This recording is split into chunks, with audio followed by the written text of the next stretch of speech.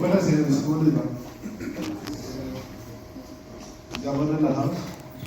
No. ¿Comenzando a estresarse? Hablando de estrés, eso les va a dar gastritis, así que esto va a ser importante para la vida de ustedes. Señores, bienvenidos a esta segunda parte de farmacología, ya abandonando un poco los temas básicos de farmacocinética y farmacodinamia. Comenzamos con temas especiales, principalmente enfocados en farmacología gastrointestinal, hormonas, inflamación y dolor, que es más o menos lo que se nos va a venir en ese segundo bloque. Y comenzamos con farmacología, acción gastrointestinal, medicamentos para el control de la acidez y náuseas y vómitos. Primero, un pequeño contexto de lo básico de cómo funciona el estómago y algo de por qué puede llegar a producirme ciertos efectos adversos estos medicamentos. Comencemos un poquito para qué tenemos el estómago y por qué tenemos un estómago tan ácido. Recordemos que la razón principal de tener un estómago monocameral y altamente ácido, con un pH muy bajito, es para proteger de la comida. Porque la comida que ustedes comen es comida que tiene muchas bacterias y de hecho, desde el punto de vista más biológico, los humanos son carroñeros, comen carne que tiene cierto grado de putrefacción. Ustedes no comen carne fresca, la carne fresca no sabe tan bien y es muy dura, mucho menos se la comen cruda como lo hace un carnívoro de verdad, un león o un tigre. La vaca que ustedes se van a comer en el almuerzo de hoy fue una vaca que probablemente fue sacrificada hace más o menos una semana. Ya la vaca tuvo su proceso, o sea, la carne de la vaca muerta ya tuvo su proceso de enfriamiento, la contracción normal de las rigideces post-mortem, y después se comienzan a romper las células, y es cuando la carne se pone blandita, madurada, y es cuando ustedes se la van a comer. Pero pues la carne es necesaria porque eso nos va a dar algunos nutrientes que desde mi punto de vista ya más personal son completamente necesarios, y por eso a los vegetarianos y a los veganos les pasa lo que les pasa. Hablando de eso, acá tenemos gente en situación de vegetarianismo o veganismo. ¿Les da pena exponerse ante el público por su situación? Pero yo sé que existe. De hecho, esta es la de las facultades en las que yo he visto, esta es la que más vegetarianos y veganos tienen. Y les aclaro que los seres humanos no están hechos para comer pasto. Eso es de vacas. A propósito de las vacas, ¿cómo es una vaca para ser gorda si come solamente pasto? Si usted come pasto sería flaco de flaco. Pero las vacas son gordas de gordas y comen pasto y sal. ¿Qué tiene la vaca que no tienen ustedes en el tracto gastrointestinal? Bacterias propias. Las bacterias son las que se van a encargar del proceso de fermentación de la celulosa. Al final el pasto es lo que tiene celulosa, y la celulosa es un montón de carbohidratos, son polímeros de carbohidratos. Ustedes comen ciertos polímeros de carbohidratos como por ejemplo los del almidón, pero la celulosa no lo logran procesar, las vacas sí. ¿Cómo hace la vaca entonces para alimentarse de la celulosa? Por medio de la fermentación bacteriana. Tiene unas bacterias que le permiten hacer ese proceso, y esas bacterias las van a tener en el primero de sus múltiples compartimientos estomacales, que se va a llamar el rumen. La vaca en realidad tiene un solo estómago y tiene múltiples compartimientos. Cuando la vaca come con la cabeza boca abajo, la comida se le va a pasar para el primer compartimiento, que es el rumen. Allá se va a dar el proceso de fermentación bacteriana, por eso se demora un buen rato, y después cuando la vaca está por ahí mirando para el techo, comienza a hacer el proceso de rumiación, que la comida que ya está parcialmente fermentada del rumen se comienza a devolver hacia la boca. La vaca lo termina de masticar y se lo pasa. Cuando se lo pasa con la cabeza levantada, va a pasar al segundo compartimiento, y ahí es donde vamos a tener la redecilla que va a filtrar parte de la basura que se va a comer, va a pasar la parte de hidratación y por último al estómago verdadero. Pero pues así es como funciona una vaca.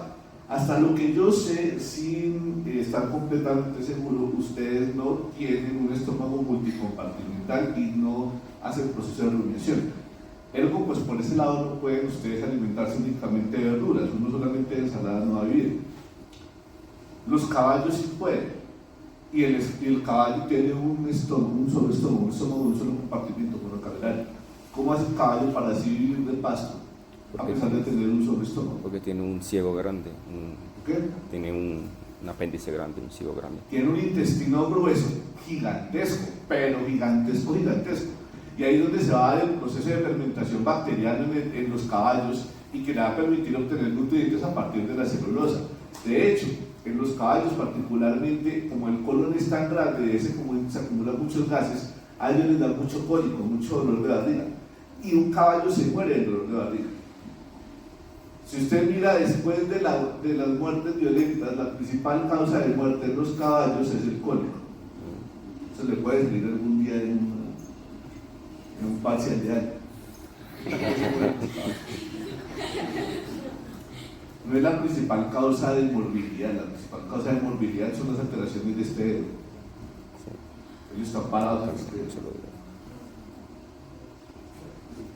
Los conejos tienen un solo estómago, tienen un colon relativamente pequeño y aún así ellos sí pueden vivir de ensalada. ¿Cómo hace un conejo para ser gordito y bonito si come únicamente ensalada y tiene un estómago monocameral y tiene un colon relativamente corto? A muchos de ustedes tuvieron conejo.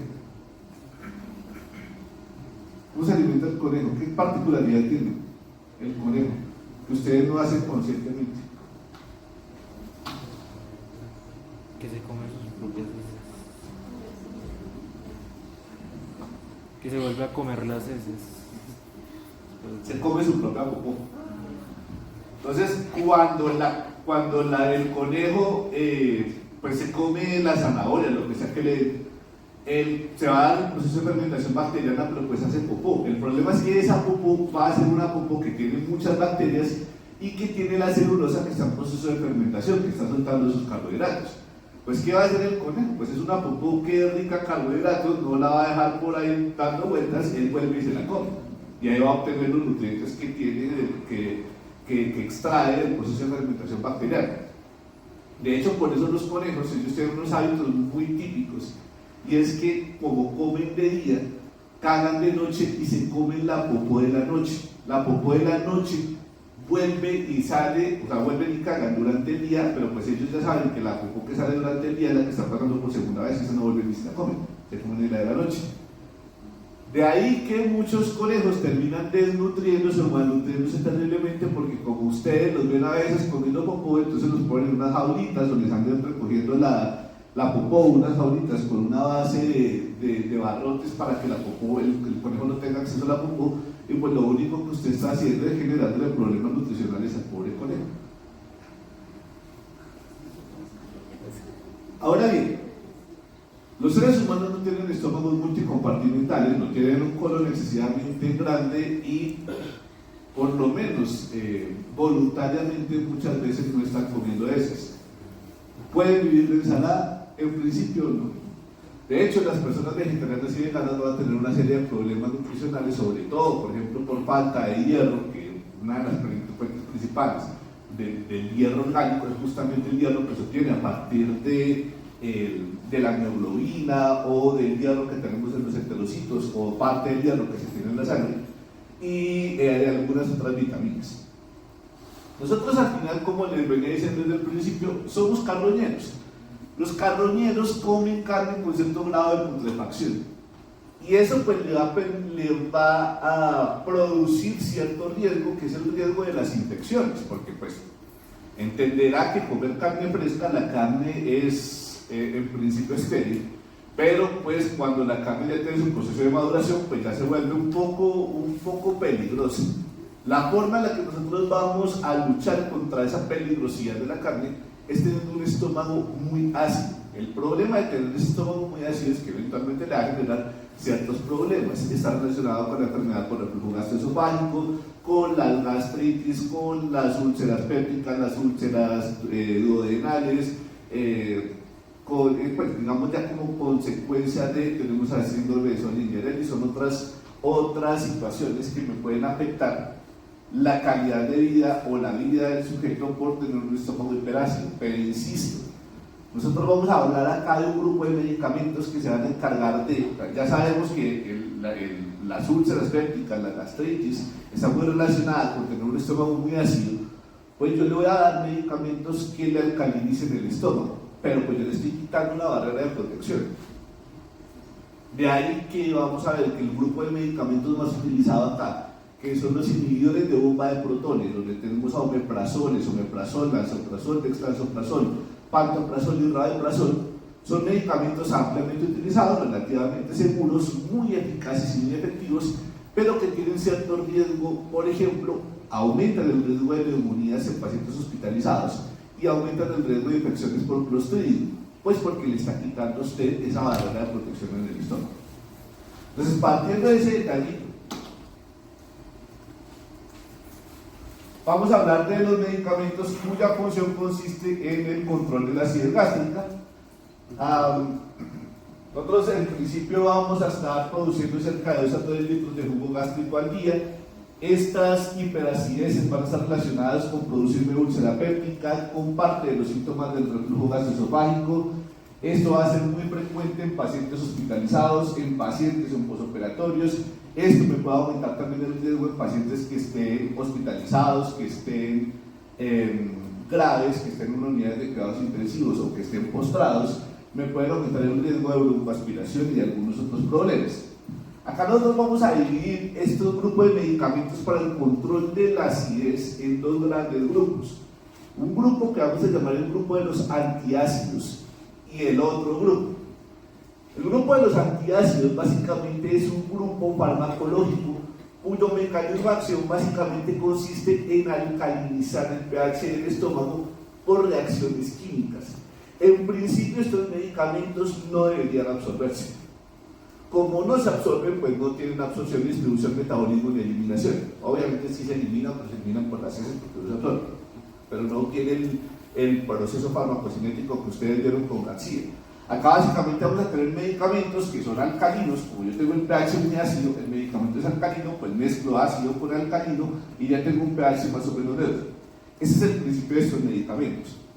Como estos medicamentos en principio no se absorben, no tienen todo el perfil farmacocinético, para la ley colombiana no entran directamente dentro del grupo de medicamentos, sino que de hecho muchos de ellos, algunos son suplementos nutricionales y otros entran en una línea borderline de medicamentos que se van a llamar los medicamentos OTC o medicamentos over the counter, medicamentos de venta libre.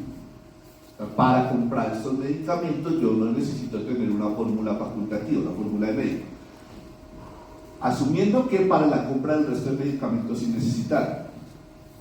¿Saben que en Colombia la mayoría de los medicamentos se deberían vender únicamente con fórmula médica? Creo que ustedes saben por su experiencia personal que ustedes en una droguería casi que pueden comprar cualquier cosa sin fórmula médica, pero pues entenderá que eso raya con lo ilegal.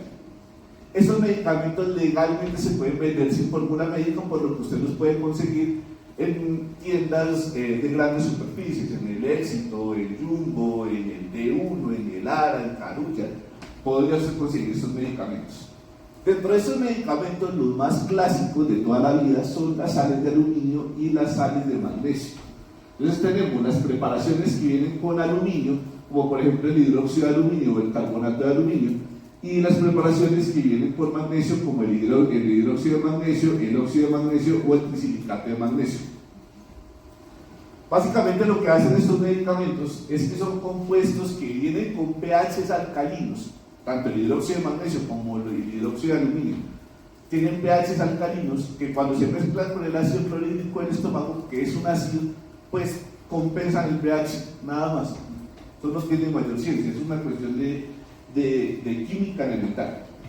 En principio no deberían absorberse, por lo que deberían ser medicamentos relativamente seguros, pero esto no es del todo cierto.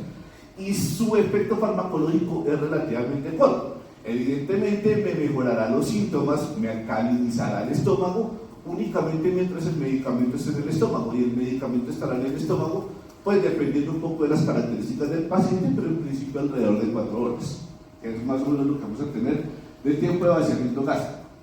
El aluminio, por ejemplo, que sí se puede absorber, eventualmente no, o sea, no estoy diciendo que sean malos medicamentos y que tienen muchos problemas de seguridad, de hecho todo lo contrario, son medicamentos que son muy seguros, pero que eventualmente me pueden producir problemas en los pacientes que los toman de manera crónica, que utilizan estos medicamentos muchos años seguidos.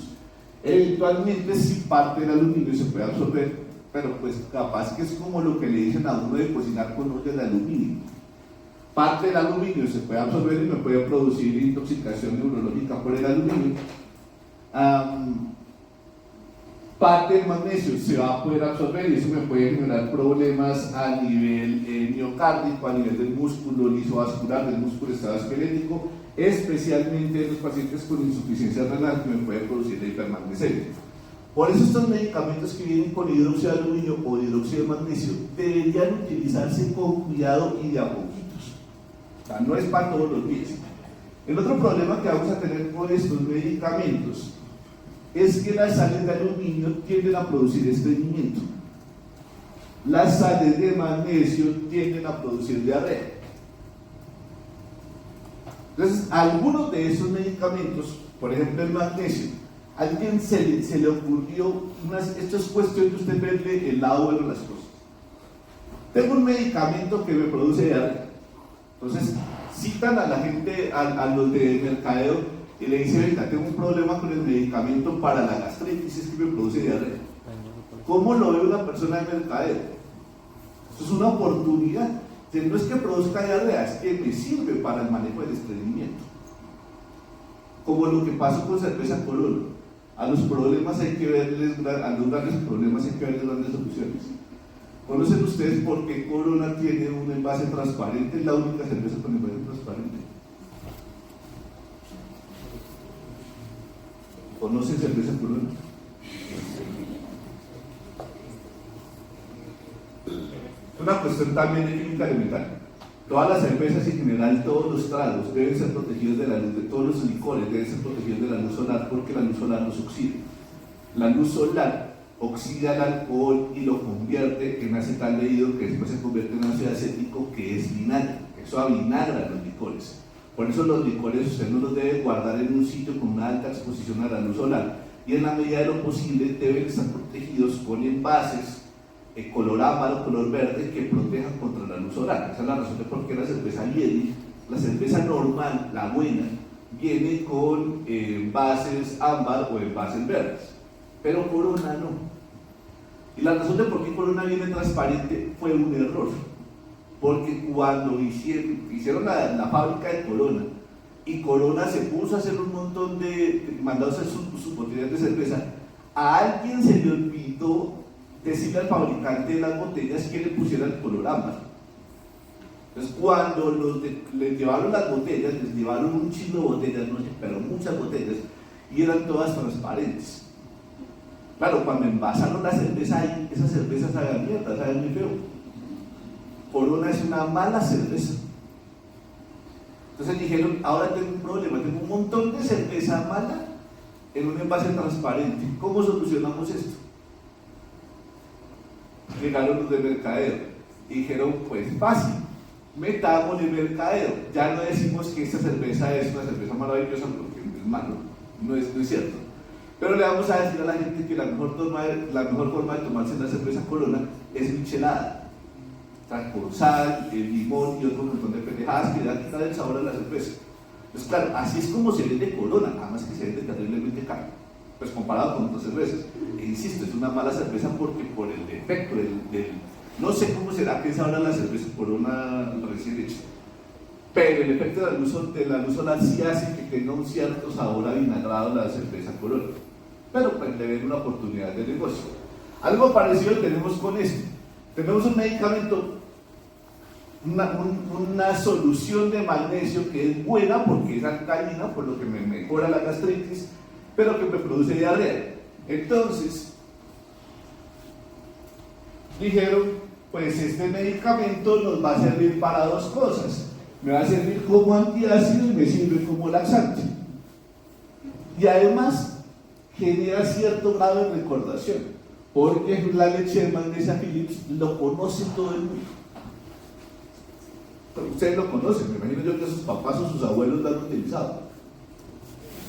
Hasta desodorante siempre está bueno. Para las quemaduras solares, le han encontrado cuánta utilidad se puede usted imaginar. Pero pues insisto que se basa en un medicamento para el control del pH en el estómago que produce diarrea. Producir diarrea es tener un efecto laxante. Bien, bonito. A otra persona se le ocurrió lo siguiente: si este me produce diarrea y este me produce estreñimiento, pues los mezclo y compenso. Estreñimiento más diarrea, pues me deja normal. Y acá tenemos a las mezclas de hidróxido de magnesio con hidróxido de aluminio, o de sulfato de magnesio con sulfato de aluminio, que son el magaldrato y el almagato. El magaldrato básicamente es una combinación de sulfato de magnesio con sulfato de aluminio, y el almagato son combinaciones de hidróxido de magnesio con hidróxido de aluminio, que los dos son sustancias alcalinas, por lo que me van a alcalinizar el estómago y me compensan el problema de la diarrea y el estreñimiento. Así que en principio esta vuelta no debería producirme ni diarrea ni estreñimiento.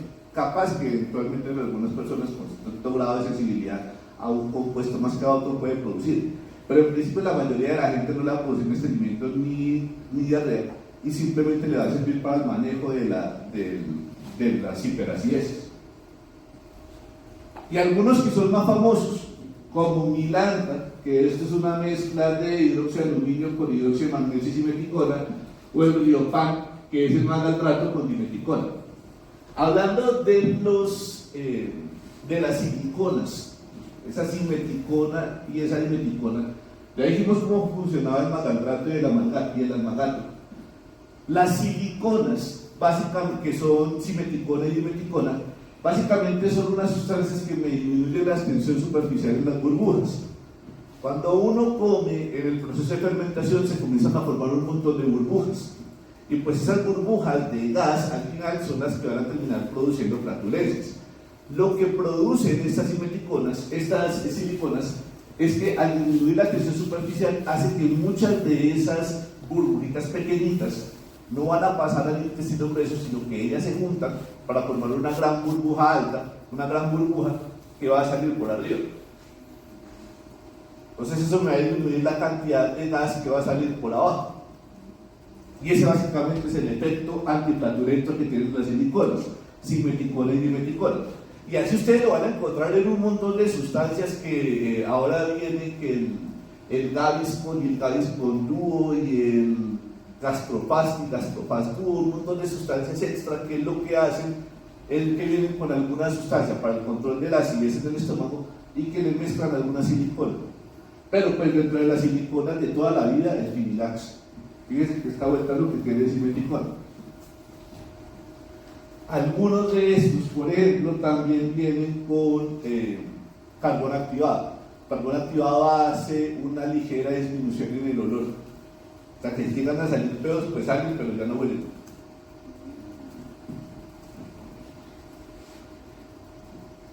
Bien. Otro grupo de antiácidos son las sales de bicarbonato de sodio o bicarbonato de calcio. Estas sales de bicarbonato de sodio y bicarbonato de calcio, pues a grandes rasgos funcionan exactamente igual. Ese bicarbonato de sodio con el ácido clorhídrico me va a formar ácido, me va a formar agua, me produce algo de CO2 y cloruro de calcio o cloruro de sodio. Uno de los problemas que tenemos con estos medicamentos sí es que me puede producir un poco de gas, un poco de producción de CO2, lo que me puede aumentar la producción de eructos.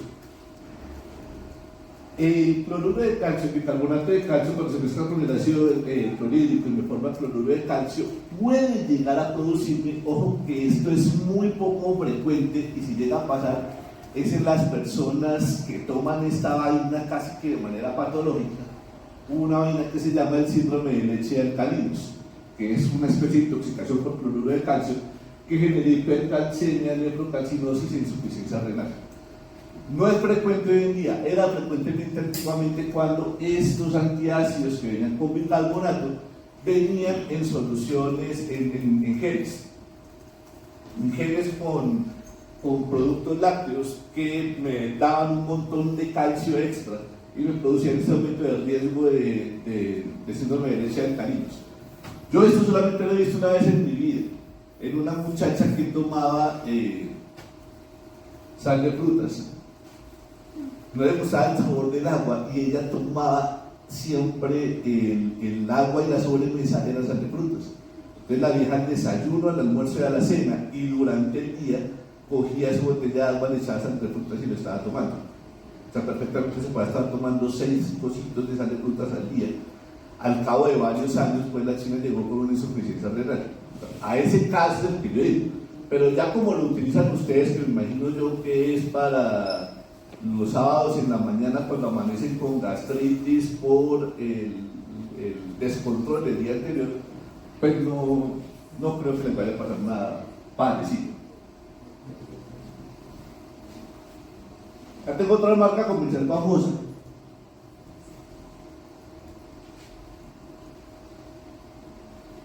Es de Gaviscon, pero ese es el Gaviscon tradicional, el más barato. Acuérdense que existe un Gaviscon Duo, que es el que viene con simeticol. Esta vaina va a venir con alginato. El alginato básicamente es una gelatina, es un gel. Ese gel lo que hace es que esta vaina sea espesa. Digamos que en principio dicen que mejora la palatabilidad, hace que esta vaina no sepa tan feo. Como la milanta, no sé si ustedes han tomado milanta, pero la milanta, por más que le pongan menta, sabe feo.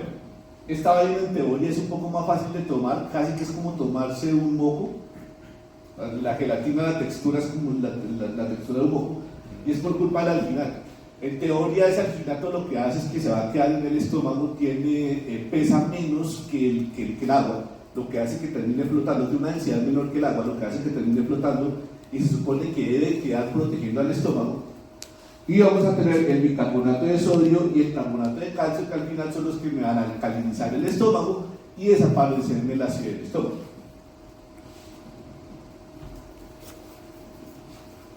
Y dentro de este grupo de antiácidos vamos a tener a un grupo que capaz que sí puede ser un poquito medicamento, que son los protectores de mucosa. Entre el grupo de protectores de mucosa vamos a tener dos sustancias, sucralfate y las sales de bismuto. Sucralfate básicamente es un polisacárido sulfatado que lo que hace es inhibir a una enzima en el estómago que es la pepsina. La pepsina es una peptidasa que comienza a hacer los procesos de degradación de proteínas en el estómago. El problema es que cuando yo no tengo proteínas en el estómago, por ejemplo cuando estoy en ayuno, pues esas pepsinas se van a encargar de destruir parte de la mucosa gástrica. Lo que hace sucralfato es pegarse la pepsina, inhibirla e evitar la hidrólisis de las proteínas en el estómago. No le va a afectar de manera importante el proceso digestivo de las proteínas, porque igual cuando las proteínas lleguen al intestino, pues al intestino delgado ya van a tener contacto con las tripsinas y las demás endopeptidasas y exopeptidasas pancreáticas que se van a encargar de destruir las proteínas a su forma elemental, que son los aminoácidos, que es la forma en la que los vamos a absorber. Así que esta vaina lo único que hace es protegerme el estómago. Tengo una cosa que se invita desde el punto de vista conceptual, y es que el sucralfate, como me bloquea la pepsina, no me afecta el pH del estómago.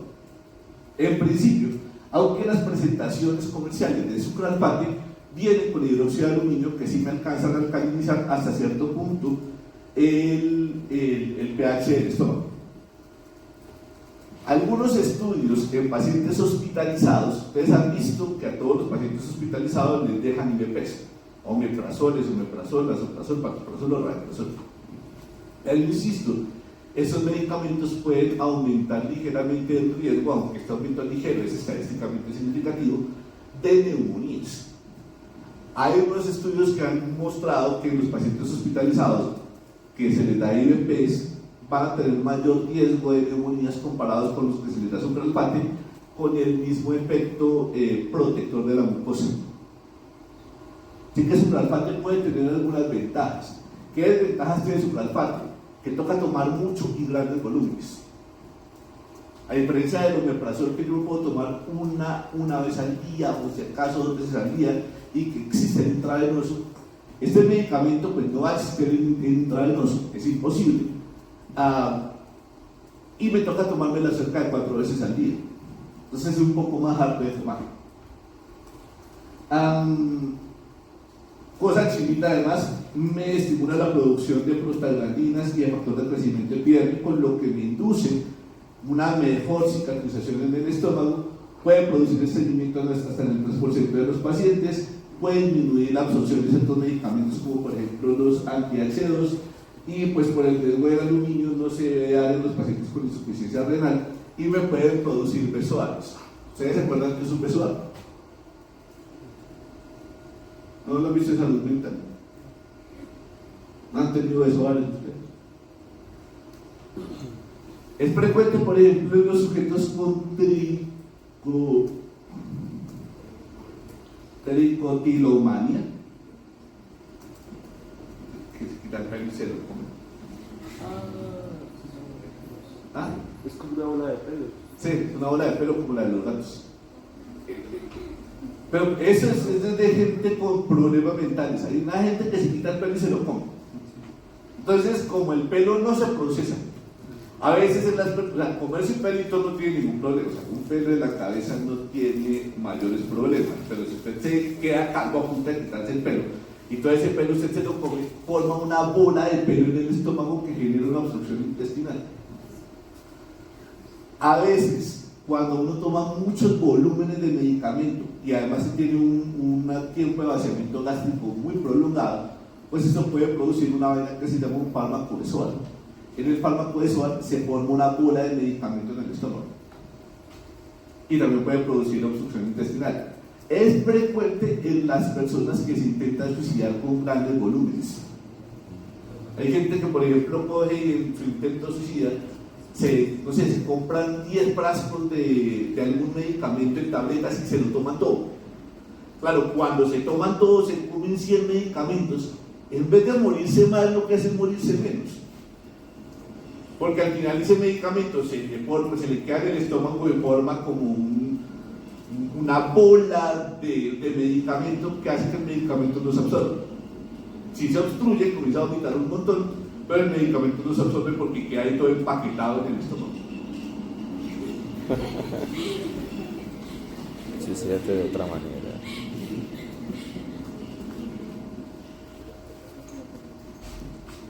Y es que este medicamento toca tomar harto. Este medicamento viene en tabletas grandes, tabletas de 1 gramo, 500 miligramos o 1 gramo. También viene en suspensiones y en sobres. Y es para tomar cerca de 1 gramo antes de cada una de las comidas y 1 gramo antes de acostarse. Se da cuenta, esta vaina es cerca de 4 dosis al día.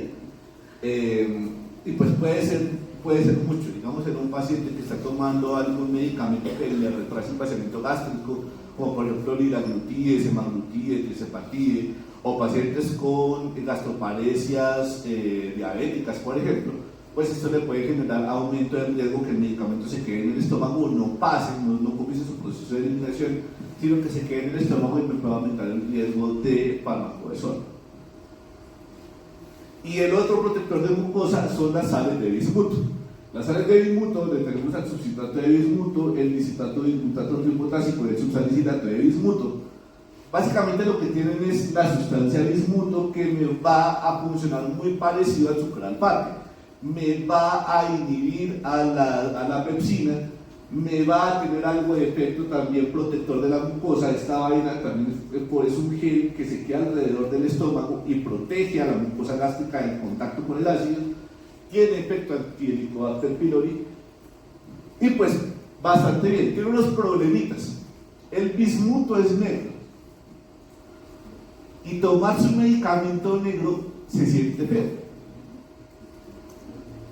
La mayoría de los medicamentos de hecho vienen o blancos o con alguna huevonadita que parezca decente, pero nunca viene negro. La gente no se siente bien, o sea, hay estudios de esto, que la gente se siente mal tomando cosas negras. El bismuto es negro. Y pues más imagínese usted tomarse un gel que es negro. Además le deja negros los dientes, no se da vaina, se ve feo. Como la gente no le gustaba tomarse el bismuto porque era un gel negro, se pusieron a hacer estudios y huevonadas, y lo que mejor encontraron para que el bismuto no fuera tan negro fue ponerle un color rojo. Y eso le da un color muy particular al bismuto, que es un color como rosado sucio. llamarían las chicas palo de rosa, pero es un color a mi manera de ver muy feo. Pero eso ellos también lo han comercializado, y ahora ustedes creo que han visto algunas propagandas por ahí en televisión de una gota rosadita que apaga incendios. Es forma de buscar oportunidades a las cosas. Pero insisto, el bismuto es negro. Como el bismuto es negro, a veces con el tiempo la lengua se comienza a poner negra y las heces comienzan a salir negras. Entenderá usted que para el médico inexperto esto genera un susto terrible, porque llega un paciente que viene con el antecedente de gastritis, le anda doliendo el estómago y de repente viene con heces negras. En semiología tradicional eso son deposiciones melénicas, y uno sabe que gastritis con melenas eso es una hemorragia de digestivas altas.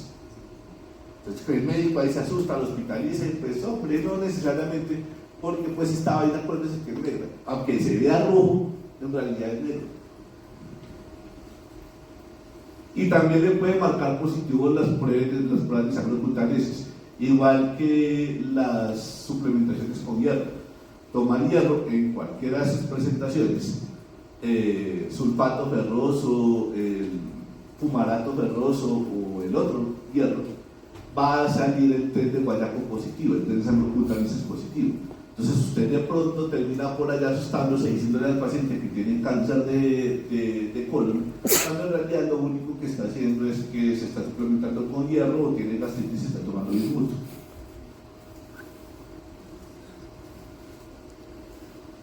Y esos eran los medicamentos que no se absorben. Ahora vamos con los medicamentos que sí se absorben. Para hablar de los medicamentos que sí se absorben, esto es una célula parietal, o sea, la hice yo en Paint, así que me disculparán yo solo decir Paint, esa me la copié por ahí de algún lado, pero el resto sí son animaciones re mal hechas en PowerPoint.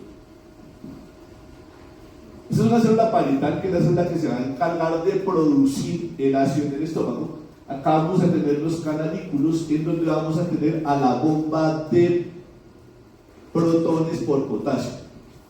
Que a veces yo la confundo y digo bomba de esos de potasio, pero en realidad es protones por potasio. Esta es la bomba de protones por potasio ATP dependiente. Esta vaina, esta es la superficie que va hacia la luz del estómago, esta es la superficie basal. Esta vaina es la que se va a encargar de producir el ácido hacia el estómago. Es nuestra proteína importante en la producción de ácido en el estómago.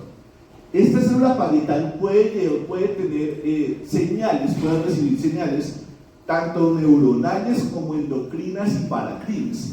Dentro de las señales neuronales vamos a tener la que estimula el vago por medio de la acetilcolina y los receptores M3 para que la célula parietal aumente la producción de ácido. Esto lo va a hacer porque el receptor M3 me va a aumentar la actividad de la fosfolipasa C.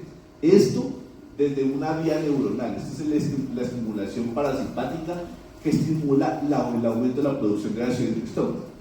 También vamos a tener algunas producciones, situaciones, digamos, hormonales o paracrinas, como por ejemplo la producción de las células G por medio de la somatostatina, que estimula las células G para que produzcan gastrina, y esta por medio del receptor de colecistoquinina tipo B también me va a estimular la fosfolipasa C para que me aumente la producción de ácido en la célula parietal. O las células enterocromafines, que se van a encargar de producir histamina, que por medio de los receptores H2 estimulan la emilatociclasa para que me aumente la producción de ácido. O la somatostatina, que también me aumenta la producción de ácido. O el receptor de prostaglandinas, de prostaglandina E tipo 3, que también me va a estar, me va a estar inhibiendo. Este camino me inhibe la producción de ATP la producción de potasio, de ácido. Vamos con la primera, con la vía neuronal, la acetilcolina. Si yo bloqueo los receptores M3 de acetilcolina o bloqueo los del nervio vago cuando entra al estómago o disminuye la producción de acetilcolina, pues esto necesariamente me va a disminuir la producción de ácido en el estómago. Es una posibilidad. Ya vamos a ver que no lo vamos a utilizar tanto porque la razón se las va a dar el profe Rodríguez la próxima semana.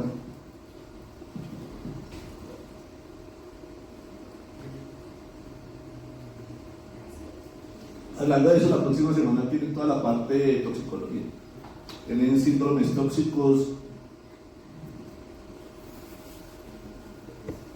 creo. Pero eso lo van a ver pues ya lo vieron con Javier. Lo van a ver la próxima semana. Entonces, el efecto muscarínico, que recuerden ustedes que es del parasimpático. Esto es parasimpático. El efecto muscarínico normalmente me va a producir un aumento de la producción de ácido en el estómago. Evidentemente, antagonizar los receptores muscarínicos me va a reducir la producción de ácido en el estómago, bien chimbita. De funcionar, funciona, pero tiene un pequeño problemita. Estos medicamentos no son selectivos del estómago. Y también le van a bloquear a usted los receptores muscarínicos del ojo, del corazón, de la piel, de otras partes del cuerpo, y le van a producir una vaina que se llama el síndrome antimuscarínico. Insisto, lo van a ver ustedes con Javier, pero el síndrome antimuscarínico tiene una memotecnia mediocular, que es la de el paciente está rojo como un tomate, caliente como un fogón, loco como una cabra, ciego como un murciélago y seco como un hueso. Es parte de las características del síndrome antimuscarínico. Es lo contrario al síndrome muscarínico. El síndrome muscarínico es como está usted un domingo a las 10 de la mañana. Un domingo a las 10 de la mañana usted está bradicárdico, está amniótico, está cianorreico, por eso amanece con la almohada variada, está con ganas de hacer popó y de hacer chichi. Eso es lo que lo despierta, o el hambre, porque tiene un aumento de la actividad gastrointestinal. Acá le bloquea todo eso. Entonces, usted en vez de estar amniótico va a estar muy hidrático, por eso está ciego como un cielo. Eso le hace vasodilatación cutánea, por eso se pone rojo como un tomate, y hace que usted pierda calor por la piel, por eso se pone caliente como un fogón. Normalmente el síndrome muscarínico, ustedes el domingo a las 10 de la mañana están babeando. Acá pues le va a producir la respuesta contraria, usted va a estar seco como un hueso. Y pues por último le puede producir algo de alteraciones mentales, como las que producen las copolaminas, que les va a producir el loco como una cabra. Ahora yo le pregunto a usted, me imagino yo que muchos de ustedes ya deben tener gastritis. Hace parte de lo que uno se gana normalmente estudiando medicina. Ciertas costumbres feas, como por ejemplo la gastritis, el despertarse a las 3 de la mañana, el despertar del depresivo. ¿Sí es el depresivo o el ansioso? Uno de esos que se despierta a las 3 de la mañana. Pero pues uno, como se despierta a las 7 de la mañana para estudiar, pues uno no sabe si uno está deprimido o simplemente se levanta para estudiar. Pero muy al pesar de ustedes, esto no va a mejorar con el tiempo, porque ustedes van a seguir así toda su carrera, van a hacer su especialización y van a seguir en las mismas, van a seguir trabajando y van a seguir madrugando, y es una cosa que a uno se le queda para toda la vida, y sea Semana Santa, sea un fin de semana, a las 3 de la mañana yo ya estoy despierto. Y mis profes estaban despiertos, mis compañeros y yo estamos despiertos, y probablemente ustedes también. Nosotros somos del club de las 3 de la mañana. Imagínense que usted tiene gastritis. Para los que no tienen gastritis, imagínense que usted tiene gastritis. Y los que tienen gastritis, pues imagínense usted. Y yo le digo, venga, yo le puedo dar un medicamento para el manejo de sus gastritis, que la gastritis a veces es súper aburridísima. Listo, el medicamento funciona, le va a bajar la gastritis, pero lo va a poner a usted hidriático, ciego como un murciélago, caliente como un fogón, loco como una cabra, rojo como un tomate y seco como un hueso. ¿Se lo aguantaría?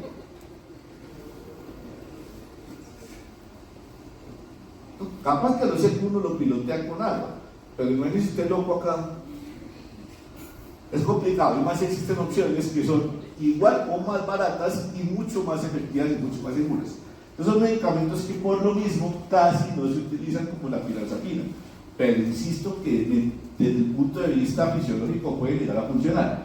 Vámonos con otro grupito, el grupo de... ¿cuál grupo sigue?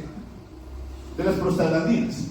Normalmente las prostaglandinas me generan una inhibición en la producción de ácido en el estómago, y además las prostaglandinas en las células epiteliales me aumentan la producción de moco y me aumentan la producción de bicarbonato. Además que las prostaglandinas son vasodilatadoras, lo que aumenta la perfusión en el estómago. El estómago es feliz con las prostaglandinas. A diferencia de las sustancias anteriores que producen aumento de la producción de ácido en el estómago, las prostaglandinas son chinguitas, son gastroprotectoras. Y yo tengo un problema con las prostaglandinas, voy a tener un problema con las prostaglandinas. Las prostaglandinas en la gente normal es una chiva. El problema es la gente que tiene dolor.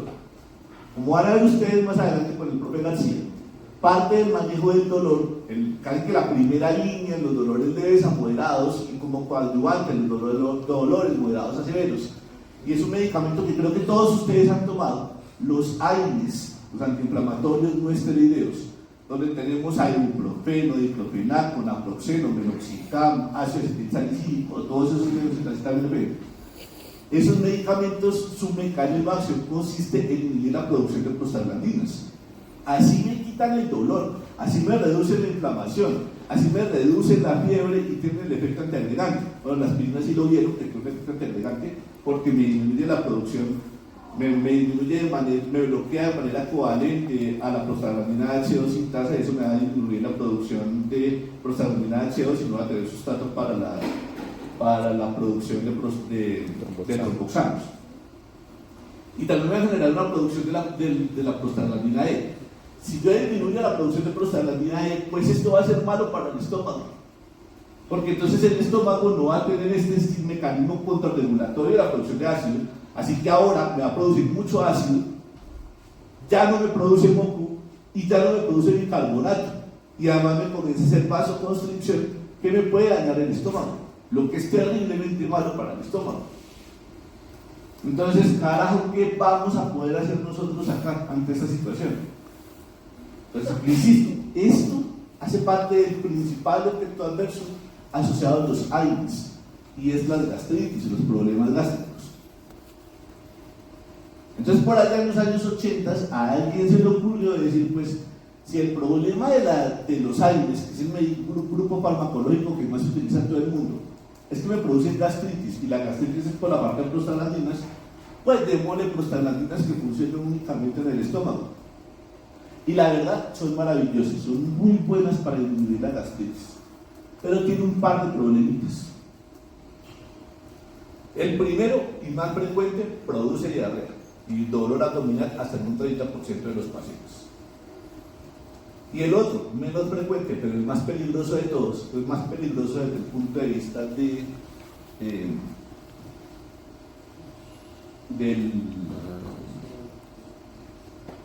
heteropatriarcado, es que producen contracción uterina. Al producir contracción uterina, de hecho, me aumenta la producción, me disminuye la producción del óxido nítrico sintasa en el cuerpo y en el fondo del útero, me aumenta la producción de óxido nítrico en el cuello uterino y me genera activación de las colagenasas en el cuello uterino. Eso me genera relajación del cuello y contracción del cuerpo y del fondo, hace que lo que sea que yo tenga en el útero se me salga. Y si yo estoy embarazada, pues lo que tengo ahí se me sale. Pues resulta que es un medicamento para la gastritis, pero como las señoras comenzaron a perder sus embarazos con este medicamento, pues comenzaron a utilizar ese medicamento para esta indicación, para abortar. Como hasta hace unos años estaba completamente prohibidísimo abortar, era muy difícil conseguir misoprostol. Ya digamos que el mundo ha cambiado un poquito y ahora hay ciertas indicaciones y ciertas situaciones en las que se puede abortar las interrupciones voluntarias del embarazo en personas de menos de 12 semanas de gestación se hace con misoprostol, que es un medicamento, insisto, para la gastritis, pero genera esas pérdidas en el embarazo. Igual también lo van a utilizar ustedes en ginecología, no solamente para las interrupciones voluntarias del embarazo, sino que cuando llega una señora ya que está en el momento de parir y no nada que tenga actividad uterina, usted le hace un tacto vaginal y ese cuello está duro y cerrado, uno lo que hace es ponerle un par de tableticas de misoprostol en el fondo de saco vaginal y en un par de horas ese cuello se comienza a dilatar.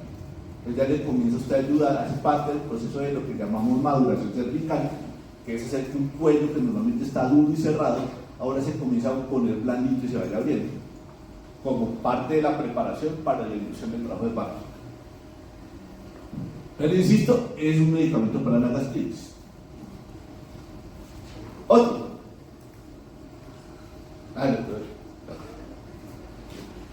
Básicamente lo que vamos a hacer con el octreótido es disminuir la producción de gastrina. El octreótido es una sustancia similar a la somatostatina que básicamente me va a producir una inhibición de la producción de hormona de crecimiento. Esto me va a servir para algunas enfermedades,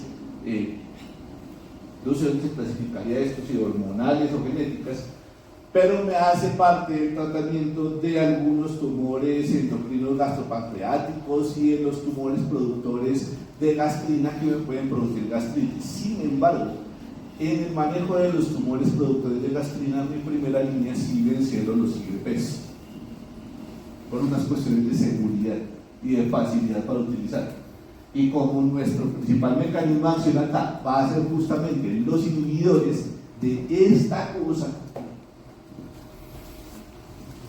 pues allá es que vamos.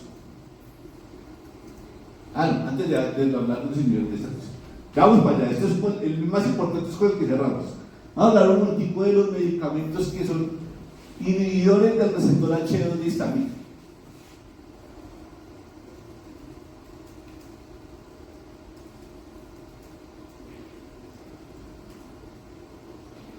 Entonces, básicamente son moléculas que son muy parecidas a la histamina, no atraviesan barrera hispánica, por lo que no me van a producir muchos de los síntomas de somnolencia y otras cosas asociadas a los antihistamínicos, y me van a disminuir ese efecto mediador local paracrino que tiene la histamina en la relación entre las células enterocromafines y las células parietales en el estómago. El primero de estos que apareció fue cimetidina, fue desarrollado por el doctor James Black, probablemente junto con los doctores Goodman y Gilman, los que más han aportado al desarrollo farmacológico en el mundo. Este señor Black fue el que desarrolló los primeros betabloqueadores, el propranolol lo desarrolló Black, y aparecieron los primeros anti-H2, cimetidina lo desarrolló Black, y los primeros anestésicos locales, algunos anestésicos generales y locales. Dentro de los medicamentos gastrointestinales que desarrolló el Dr. Black fue la cimetidina. Cimetidina fue el primero, esta vaina ya no se utiliza, es muy vieja guardia. Aunque funcionaba, era muy bueno, tenía muchos efectos adversos. Tenía algo de efecto antiandrogénico, es un potente inhibidor de la CYP3A4, genera aumento de aminotransferasas de creatinina y de prolactina y puede generar alteraciones mentales. Así que para un medicamento para la gastritis que produzca este montón de cosas, pues no parece ser tan buena idea. Cuando aparecieron la segunda generación, que son ranitidina, famotidina y nizatidina, estos tienen la misma efectividad, capaz que un poco más, pero con un perfil de seguridad mucho mejor. Esos medicamentos los puedo tomar una vez al día. Básicamente lo que me suelen producir es algo de inducción de tolerancia. Esa tolerancia lo que significa es que con el tiempo me toca andar utilizando más dosis del medicamento. Y sus efectos adversos más frecuentes están relacionados con citopenias, pero fíjese que esas citopenias, como la pancitopenia, neutropenias, anemia o trombocitopenias, son relativamente escasas, entre 1 en cada 10.000 y 2 en cada 1.000 sujetos, usuarios de ranitidina, famotidina o nizatidina. Entonces, en principio es un medicamento eficaz y seguro. El medicamento, la molécula es eficaz y segura. Ranitidina se utilizó muchísimo, ustedes alcanzaron a conocer, pero ya no la deben utilizar. En el 2020 hubo una alerta sanitaria internacional que también emitió el INVIMA diciendo sobre el potencial riesgo de contaminación de la ranitidina por una vaina que se llama nitrosamina nitrosodimetilamina, que es una molécula potencialmente cancerígena. Ojo, es un contaminante, no es que la ranitidina produzca cáncer, es que parte de las sustancias que hay alrededor del fármaco, no de la molécula, sino del medicamento, puede producir cáncer. Por eso se mandó a hacer un recall completo de la ranitidina. Ni la ranitidina intravenosa ni la ranitidina oral se consigue actualmente legalmente en el mercado. pero las otras sí que las tenemos. La nisatidina hace parte del manejo de las gastritis en los perros. A los perros les da mucha gastritis. El problema es que los perros no se quejan de gastritis, uno los ve porque andan vomitando o tienen ciertos comportamientos típicos de gastritis en perros. Porque el perro no va a llegar diciendo, ay doctor, es que me duele acá la boca del estómago. Los perros parecen que se estiraran, muy divertido ver eso. Ellos comienzan a estirarse, dejan las partes de atrás levantadas y las de adelante las estiran y dejan la barriga tocando el suelo. Y eso lo hacen para disminuir el dolor. Y cuando eso pasa y está vomitando mucho, pues uno le puede dar nisatidina. O, si es un humano que está haciendo lo mismo, le podemos dar pamotidina, que sí está en el mercado, a una dosis de 20 a 40 miligramos cada 12 horas. Vale aclarar que así lo vende Abbott, pero esto tiene unos problemitas legales. No se deben poner indicaciones en el etiquetado, ni se debe inducir a todo este tipo de cositas. Fíjese que acá induce esto dibujando en el estómago y dibujando el cuerpo ahí, induce a la utilización del medicamento. Y ahora sí, la joya de la corona, que son los inhibidores de la bomba de protones. Los inhibidores de la bomba de protones son omeprazol, su enantiómero S, que es el esomeprazol, lansoprazol, su enantiómero dextrógeno, que es el dexlansoprazol, rabeprazol y pantoprazol. El primero que apareció fue omeprazol. Básicamente el omeprazol es un profármaco, es un medicamento que hace la vuelta más estúpida del planeta. Porque resulta que el ácido, fíjense lo que hace el omeprazol con el ácido con el omeprazol. Esta es la molécula de omeprazol y en presencia de ácido se me convierte en este grupo sulfenamida y este es el que de verdad me va a funcionar. Este no funciona, es un profármaco.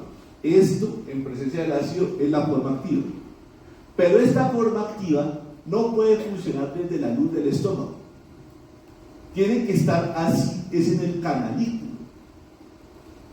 Así que si viene el ácido, me activa el medicamento no puede tener contacto con el ácido en el estómago tan pronto entre. O sea, normalmente la vuelta del omeprazol es que el omeprazol, yo me lo tomo, el omeprazol, el ácido, digamos, como lo activa, lo termina, o sea, lo activa antes de tiempo, pues ya no me funciona. Entonces yo lo tengo que proteger contra el ácido. Por eso todo omeprazol debe venir en una cápsula gastroresistente.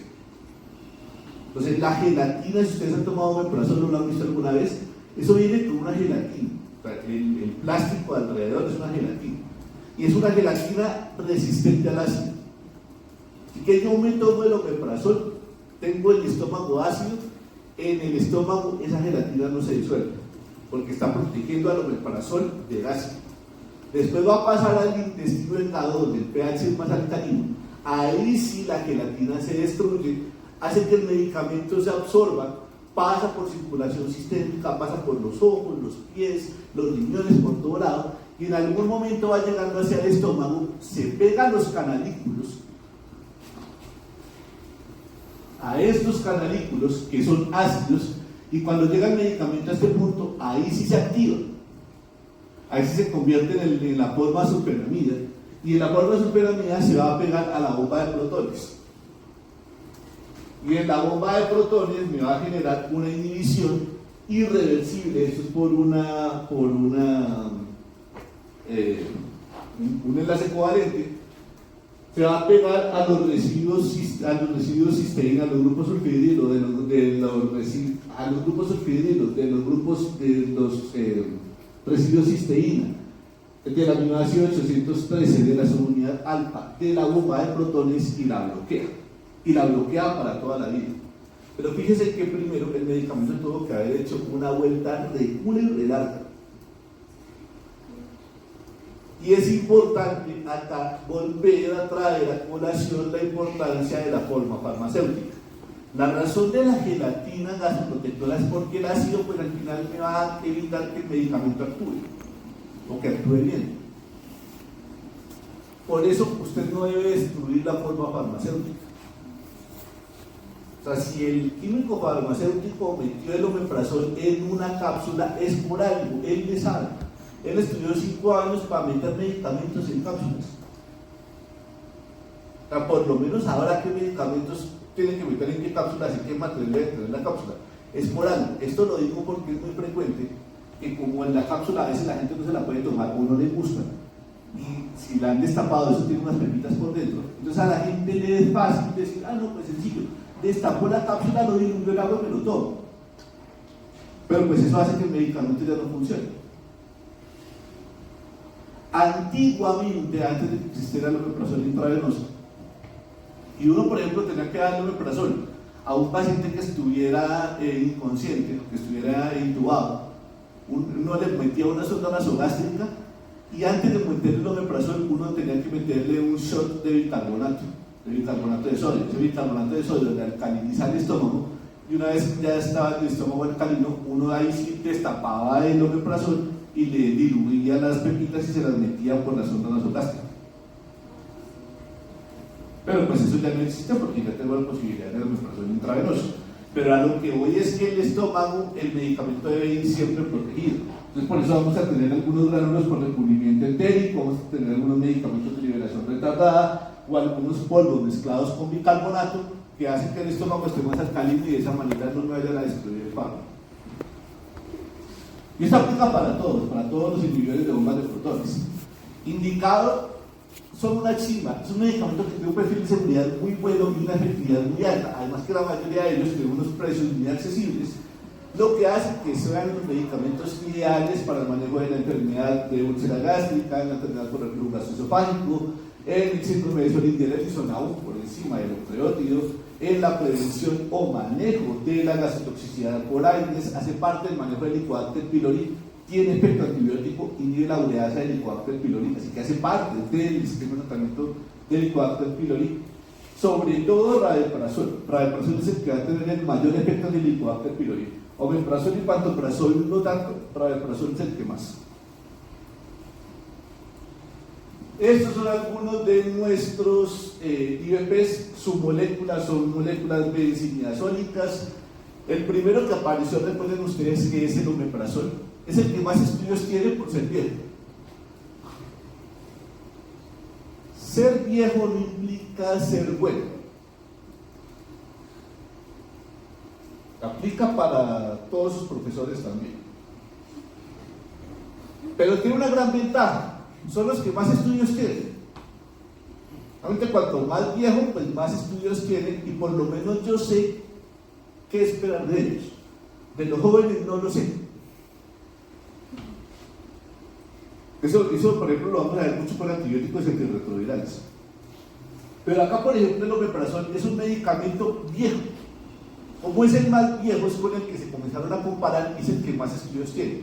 De esto yo puedo dar fe de todos sus perfiles de seguridad y eficacia, porque todos se han hecho comparados con omeprazol. Pero sí es verdad que el omeprazol tiene ciertos perfiles de seguridad que no son tan buenos o de eficacia que no son tan buenos comparados con sus contrincantes. Pero por el hecho de ser viejos, yo garantizo lo que sé y tiene otras gran ventajas, son baratos. O sea, estoy hablando de que omeprazol me cuesta 3.000 pesos el tratamiento de un mes y rabeprazol me cuesta 300.000 pesos el tratamiento de un mes, porque esto viene en blister de 14 tabletas que cuesta 140.000 pesos. La diferencia en realidad es muy bajita. Yo soy fan de utilizar omeprazol. Sin embargo, omeprazol vamos a ver que es el que tiene más riesgo de interacciones. Si el paciente tiene poco riesgo de interacciones con el omeprazol, probablemente le va a ir muy bien. Me explico. Si el paciente que me llega con gastritis es usted, y que yo asumo que usted no toma ningún medicamento, o que los pocos medicamentos o sustancias químicas que consume no tienen un importante riesgo de interacciones farmacológicas, dígase cannabinoides, dígase alcoholes, yo le podría dar omeprazol sin problema. Pero si el que me llega es capaz que el cuchito con diabetes, falla cardíaca y tuberculosis, Pues yo digo, no, marica, no me voy a poner a dar omeprazol, capaz que me voy a ir con algún medicamento que tenga un perfil de seguridad, menor riesgo de interacciones, como pueda ser rabeprazol o pantoprazol. Pero pues a veces le pasa a uno mucho, que llegan los pacientes. Así que yo no sé si ustedes qué tanta gente rica atiendan. En mi época uno no atendía gente ricos. Cuando yo era estudiante como ustedes, yo era de hospital de pobres. Entonces, pues ya era omeprazol para todo el mundo, nadie exigía. Pero no sé si ustedes alguna vez han rotado, tenido la oportunidad de rotar en Reina Sofía, Santa Fe, Conte, alguna vaina de esas. Allá la gente le llega a usted exigiendo porque ellos ya leyeron. Entonces llegan estos riquitos mamoncitos y dicen, doctor, si tengo gastritis, necesito que me dé rabeprazol. Y uno, pero, ¿cómo por qué le voy a dar rabeprazol? ¿Cuál es la indicación? Pero perfectamente es una persona joven que no tiene ningún otro medicamento, que no tiene absolutamente ninguna contraindicación para que uno le esté dando de pronto omeprazol o esomeprazol o lansoprazol. Pero no, porque ellos leyeron en Sacrificio y les dijo que el mejor de todos era rabeprazol.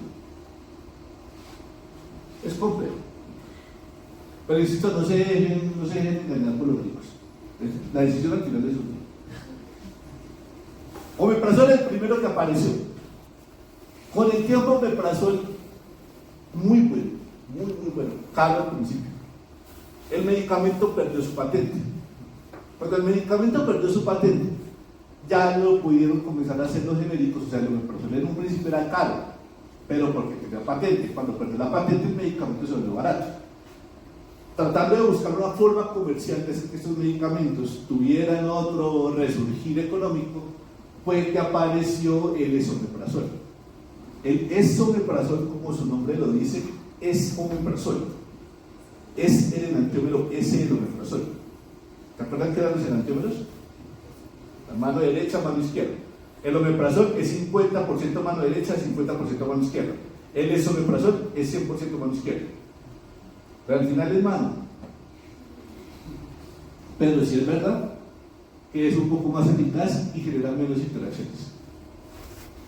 Con lansoprazol pasó la misma vuelta. Apareció el lansoprazol, una exhibita, perdió su patente y aparece después el dexlansoprazol. Rabeprazol y pantoprazol, esto sí, van a tener rabeprazol mejor efecto que el Helicobacter pylori, y tanto pantoprazol como rabeprazol van a tener menor riesgo de interacciones farmacológicas, pero en cuanto a efectividad, casi que todos son más o menos iguales. Estos medicamentos van a tener una vida media muy corta, alrededor de 1 a 2 horas. Aún así, su efecto farmacológico puede ser muy grande. Y este tiempo de lo que dura el efecto farmacológico, que puede llegar a ser de 24 horas, más o menos, va a depender de muchos factores, pero son factores genéticos, que no son por culpa del fármaco. Recuerden que el fármaco en principio tiene una vida media de 1 a 2 horas, sin embargo su efecto farmacológico es cerca de 24 horas en promedio. ¿Por qué? Porque la unión a la bomba de protones es una unión covalente. Una vez que el fármaco se unió a la bomba de protones, aunque el fármaco ya no esté en sangre, la bomba de protones está bloqueada para toda la vida. Una vez que el omeprazol, la sulfenamida de omeprazol, se pega a la bomba de protones, esa bomba de protones no va a volver a funcionar nunca más en la vida. La célula parietal le toca volver a producir una nueva bomba de protones para volver a producir así. Y en eso se puede demorar. Por ejemplo, yo en mi caso particular, que sí tengo gastritis, yo me tomo el omeprazol y el omeprazol a mí me dura, el efecto farmacológico me dura perfectamente 3 a 5 días. Yo no tengo que andar tomando omeprazol todos los días. Yo me lo tomo por ahí los lunes, en los martes, y eso con esto tomo toda la semana. ¿Por qué? Porque probablemente yo sea, no sé, mi ascendencia asiática hace que yo sea muy lento no tengo ascendencia asiática, pero los asiáticos son muy lentos metabolizando omeprazol, o mi célula parietal es genéticamente lenta y le da pereza hacer el cambio de bomba de protones y se demora un montón de tiempo. Pero hay gente que el omeprazol se lo toman en la mañana y en la tarde ya están con gastritis otra vez. Probablemente sean células parietales que estén a toda mierda, metabolizando muy rápido, aumentando el recambio de la bomba de protones. Pero eso va a depender de la genética del sujeto, no depende del medicamento. Entonces, dentro de las características que me producen variabilidad en la respuesta y riesgo de interacciones, tengo que, insisto, la eficacia va a depender de una variabilidad genética muy importante de los pacientes. Y esta variabilidad genética va a depender de dos factores. El primer factor es qué tan rápido la célula parietal me produzca nueva bomba de protones. Insisto, si su célula parietal produce muy rápido nueva bomba de protones, el efecto farmacológico va a ser corto. Si su célula parietal es lenta en la producción de nueva bomba de protones, su efecto farmacológico va a ser largo. Y el segundo factor es por dónde se metaboliza. Normalmente, el omeprazol y todos estos medicamentos se van a metabolizar por la CYP2C19, sobre todo el omeprazol, es el que más. Y en menor medida por la CYP3A4. A menos que la CYP3A4 esté inducida, va a funcionar muy rápido. Por inducida, ustedes vieron esto con García, pero hay algunos medicamentos que generan inducción enzimática. Dentro de los inductores de la CYP3A4 tenemos a la carbamazepina, tenemos a rifampicina, tenemos a la hierba de San Juan.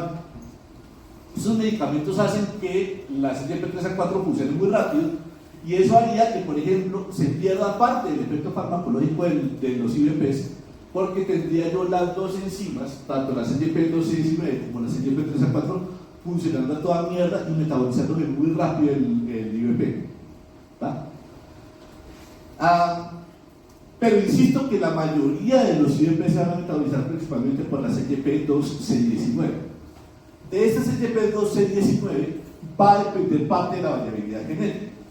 Hay personas homocigotos para la CYP2C19 wild type, la CYP2C19 WT homocigotos. Estas son personas metabolizadoras muy rápidas. Esto hace que el omeprazol o los IBPs casi que no alcanzan a llegar a los canalículos cuando el hígado ya los está metabolizando y los está eliminando. Esto hace que en estas personas el omeprazol no funcione tan bien. Y lo que le decía de los asiáticos, el 23% de los asiáticos son metabolizadores lentos por la CYP2C19, lo que hace que en ellos el omeprazol funcione muy bien, pero eventualmente les puede aumentar el riesgo de toxicidad. Y el otro va a ser un riesgo de interacciones mediado por la CYP2C19. Algunos riesgos raros, la mayoría, como por ejemplo con la warfarina, con el diazepam, la fenitoína, la teofilina, digoxina, carbamazepina y uno muy importante, el clopidogrel. Vieron ustedes con Yastal que el clopidogrel es un profármaco que necesita activarse por medio de la CYP2C19. Y el sitio por el que se activa el clopidogrel de la CYP2C19 es el mismo que metaboliza a los IBPs. Eso hace que en presencia de un IBP se metabolice y se active menos clopidogrel. Y acá tengo un problema grande, y es cómo medir la efectividad del clopidogrel. Yo cómo sé si el clopidogrel está funcionando o no. Les había dicho en clase en algún momento, con los antihipertensivos es fácil porque yo les tomo la tensión arterial, con los antidiabéticos es fácil porque les tomo hemoglobina glucosilada, pero con los antiagregantes no es tan fácil porque al final yo sé que el medicamento no funcionó cuando se infartó. Si se infartó es que no estaba funcionando. Si yo le estaba dando omeprazol y le estaba dando clopidogrel, que es una mezcla muy frecuente que ustedes ven, se dando omeprazol y clopidogrel, y con el tiempo el paciente se infarta otra vez, entonces dice, marica, sí, el clopidogrel, el omeprazol que le estaba dando se estaba metabolizando en el mismo sitio donde la CYP2C19 donde le metí el clopidogrel, y por eso el clopidogrel no se metabolizó, no se activó, no generó la inhibición de la P2Y12 y pues el paciente volvió a infartarse. Para el próximo infarto ya estoy preparado. Es un problema. Más a eso súmele que algunos medicamentos como la acetilsalicílicos absorben mejor en los ambientes ácidos, y como estos medicamentos alcalinizan el estómago, pues todo se vuelve un mierdero, porque los IBPs me disminuyen la biodisponibilidad tanto del ácido acetilsalicílico como de los antiagregantes, sobre todo el clopidogrel. Pero hay un detalle muy importante, eso por un lado, pero acuérdense que la aspirina genera gastritis y el clopidogrel también aumenta el riesgo de sangrados, que pueden disminuirse con los IVPs. Así que al final, cuando uno pilotea todo eso y lo pone en una balanza, pues al final la balanza resulta siendo a favor de meterle los 3 medicamentos, a pesar que ellos se interactúen entre ellos. Eso significa que yo no debo evitar todas las interacciones farmacológicas, simplemente sé que existen y tengo que aprender a pilotearlas.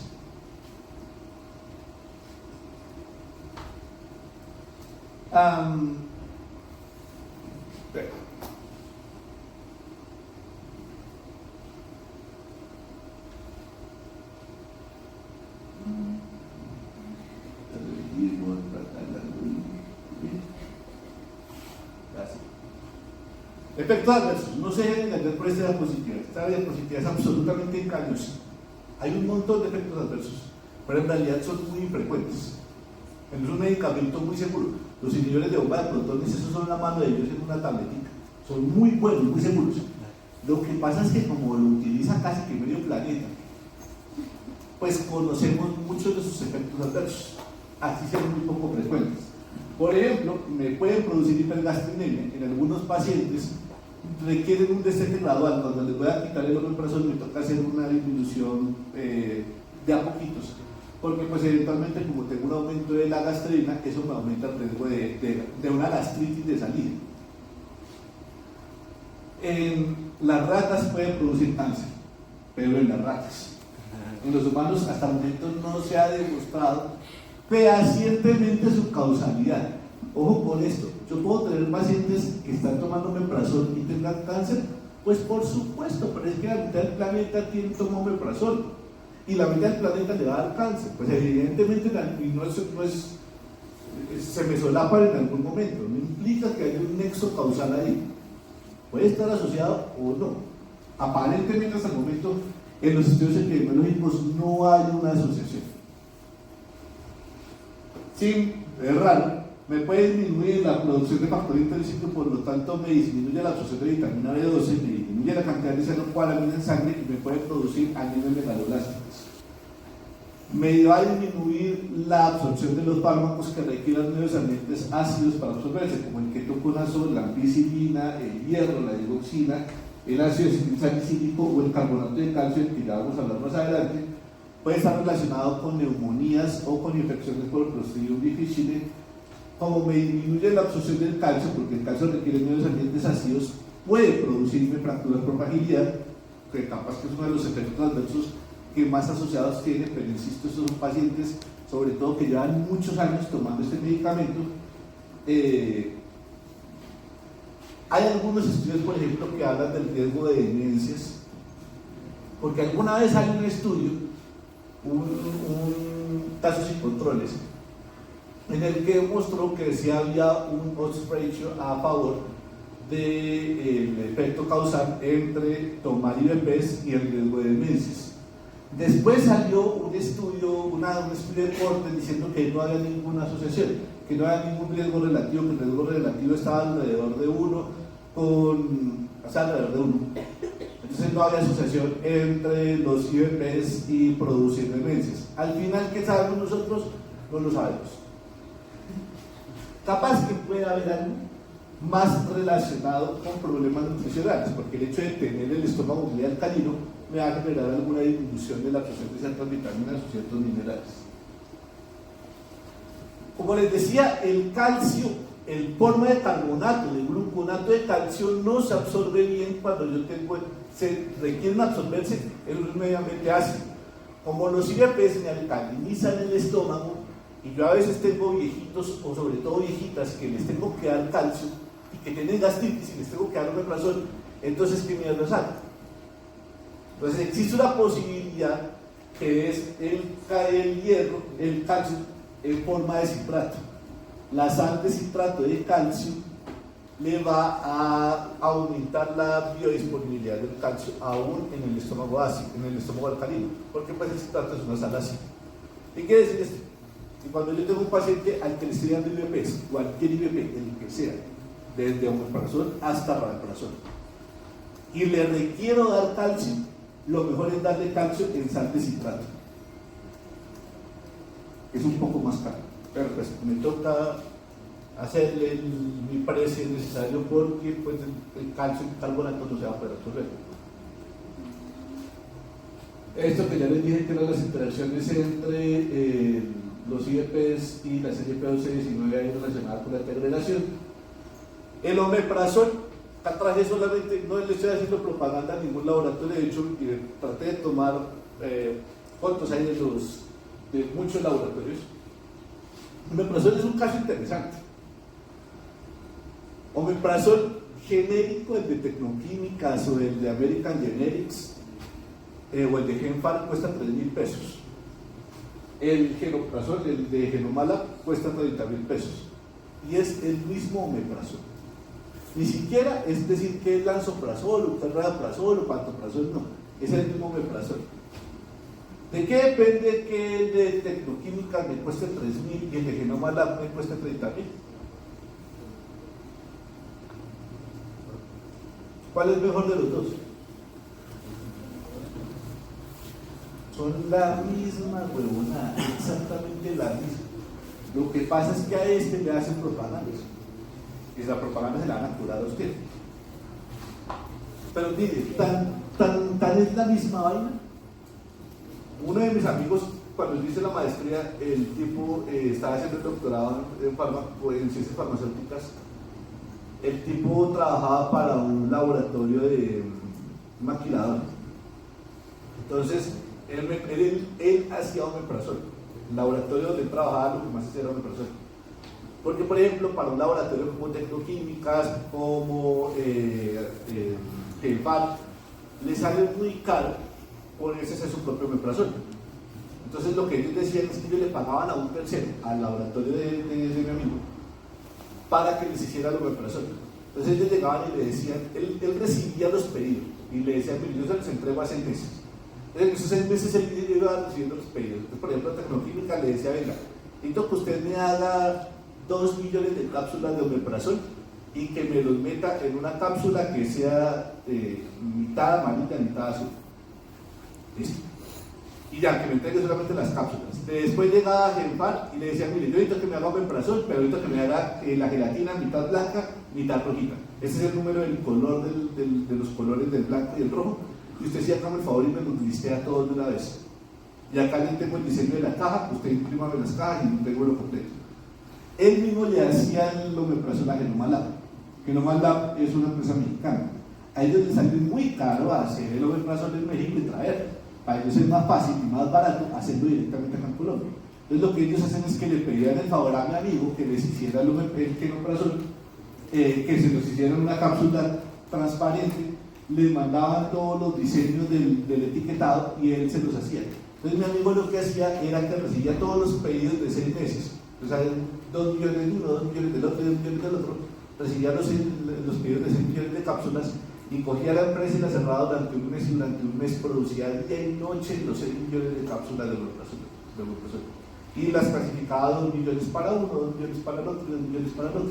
Pero el mismo laboratorio hizo los mismos medicamentos. Así que yo pregunto, ¿cuál es la necesidad de pagar 30.000 pesos más, no, 27.000 pesos más por el mismo medicamento? O sea, no tengo nada en contra de Genomala. De hecho, me gusta ver Shark Tank.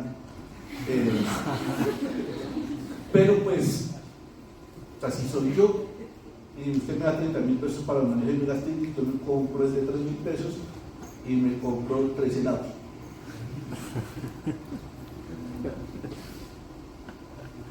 Eso me plazo para que ya que no usa el grupo para nada en especial. Ahora tenemos acá Tecnoquímicas. El omeprazol viene en tabletas de 20 y 40 miligramos. La dosis habitual es de 20 a 40 miligramos una vez al día o máximo 2 veces al día. Se debe tomar media hora o 1 hora antes de la comida. Pero si yo me lo tomo, el esquema tradicional es tomar 20 a 40 miligramos media hora o 1 hora antes del desayuno, de la primera comida. Si lo voy a tomar 2 veces, debo tomármelo 1 hora antes de la primera comida y 1 hora antes de la cena. ¿Todo para qué? Para aumentar la absorción del fármaco. ¿Me lo puedo tomar con el alimento? Sí, pero su absorción va a ser menor. Igual puede funcionar, pero idealmente sea antes de las comidas.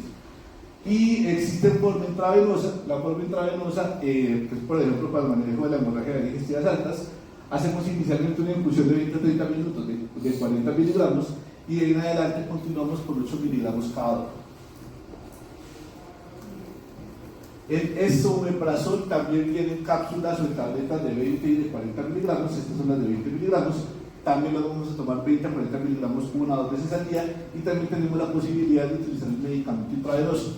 De hecho, el esquema es muy parecido porque acuérdense que el esomeprazol es omeprazol. El lansoprazol sí que puede ser un poquito distinto, vamos a tener algunos medicamentos de liberación inmediata o de liberación retardada. Idealmente tomar el de liberación retardada, aunque el de liberación inmediata también va a tener alguna suerte de gastroprotección.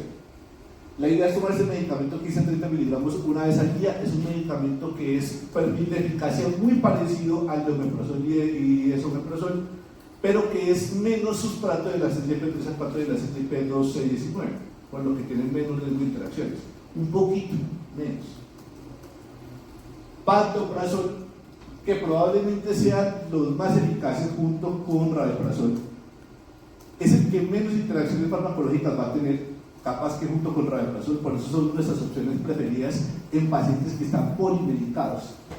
Para venir en tabletas de 20 y 40 miligramos, también es para tomar de 20 a 40 miligramos una vez al día y vamos a tener una ampolla de 40 miligramos para aplicar 80 miligramos cada 12 horas. Y por último el rabeprazol. Para mí, o sea, es el más bonito de todos, pero es que es excesivamente costoso. O sea, este 14 cuesta 140.000 pesos en promoción. Pues en promoción de las que tiene Cruz Verde, que él siempre tiene promociones. Sí, No estoy haciendo propaganda Cruz Verde tampoco. Pero pues es que usualmente hay, si usted es de Sanitas o Colsanitas, pues tiene más beneficios en Cruz Verde. Esta vuelta cuesta 140.000 pesos, el de 14 pesos le alcanza solamente para medio mes chino. Además que esta es otra vaina que a mí me emputa un poquito. Porque si usted logra después de mucho esfuerzo que la EPS le dé este medicamento, se lo va a dar mensual.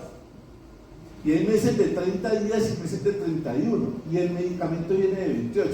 Así que obligatoriamente usted se va a quedar 3 días. Los meses de 31 usted se queda 3 días sin medicamento, los meses de 30 usted se va a quedar 3 días sin medicamento. Es únicamente para los febreros. Entonces, pues es una mierda con los pacientes. Digamos que porque se deje 2 o 3 días sin tomarse el rabeprazol no va a pasar nada. Pero con muchos otros medicamentos que si es obligatorio el consumo así psicoactivo del medicamento, pues nos pasa lo mismo. Al final, algunos estudios, por ejemplo, como este estudio que compara la efectividad de los diferentes IEPs, lo que demuestra es que todos son iguales. Palabras más, palabras menos, todos son iguales.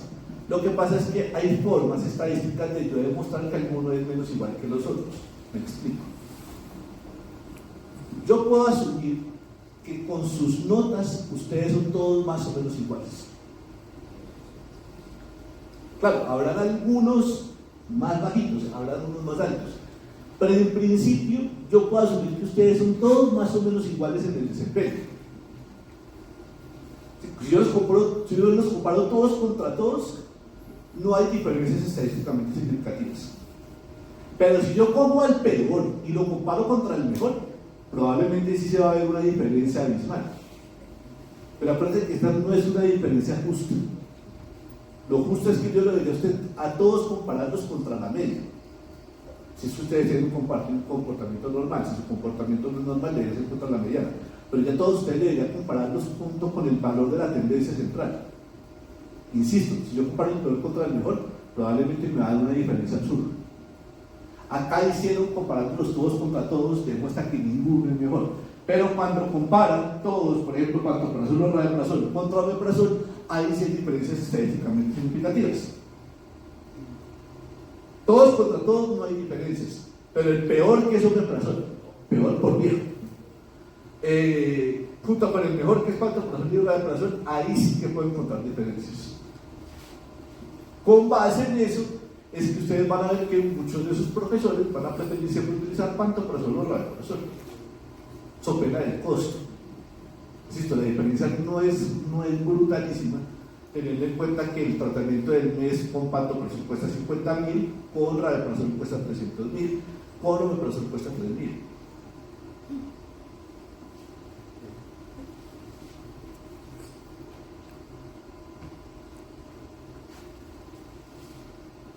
Y por último, esquemas de tratamiento para la erradicación del Helicobacter pylori. Recuerden que el Helicobacter pylori es una causa importante de gastritis, de úlceras y de cáncer. Cuando usted encuentra el Helicobacter pylori, en principio debe tratar. Las estrategias con un solo antibiótico han demostrado ser inútiles en el Helicobacter pylori. Sobre el mecanismo de acción de los antibióticos, pues esto es tema que vamos a hablar adelante. Pero y sepan que existen un montón de esquemas. Existen esquemas triple estándar, que son esquemas que vienen con amoxicilina, metronidazol, claritromicina. IVP, el IVP siempre está. El IVP más amoxicilina o metronidazol más claritromicina. La terapia cuádruple que viene con bismuto, con metronidazol, con tetraciklina, oxicilina más el IVP. La terapia concomitante que viene claritromicina más amoxicilina más metronidazol, tinidazol más el IVP. La terapia secuencial que viene los 7 días de IVP más amoxicilina seguido por IVP más claritromicina más metronidazol, tinidazol, y las terapias con levofloxacina. Les pongo acá una estrellita para decirles que en Colombia preferimos estos esquemas que vienen con levofloxacina, que básicamente es cualquiera de los anteriores cambiando claritromicina por levofloxacina. ¿De qué depende que yo le dé a los pacientes claritromicina en vez de levofloxacina? Del perfil de resistencia local a la claritromicina. Colombia tiene más del 15% de resistencia a la claritromicina, por eso vamos a preferir los esquemas con levofloxacina. Pero es por el perfil de resistencia. Ustedes van a encontrar artículos a favor de cualquiera de esos, sobre todo artículos internacionales, a favor de cualquiera de esos. Pero pues en Colombia tenemos la particularidad de la resistencia a la claritromicina. Así que uno de los esquemas que más vamos a utilizar van a ser las terapias cuádruples, como por ejemplo estas o estas, cambiando claritromicina por levofloxacina. Entonces sería levofloxacina más amoxicilina más metronidazol más un IVP. ¿Y cuál IVP? Pues ojalá rabeprazol, que es el que tiene mejor efecto en el Helicobacter pylori. O las terapias cuádruples con bismuto, con el subsalicilato de bismuto, con el metronidazol, con tetraciklina oxicilina, pero tetraciklina es muy difícil de conseguir, más el IVP. En cualquiera de las otras, o la terapia triple, aunque esa poco se utiliza con levofloxacina, normalmente la que más vamos a utilizar es la terapia cuádruple con levofloxacina como esquema de tratamiento para el Helicobacter pylori. Es un esquema a veces bastante agresivo, pero pues es lo que toca para el Helicobacter pylori. Acuérdense que esto siempre viene con IVP, y no solamente por el efecto que tiene el IVP en el manejo de la gastritis, sino porque los IVPs tienen efecto antibiótico. Bueno, señores, entonces siguen náuseas, vómito y estreñimiento a las 9:30. Estamos a las 9:30.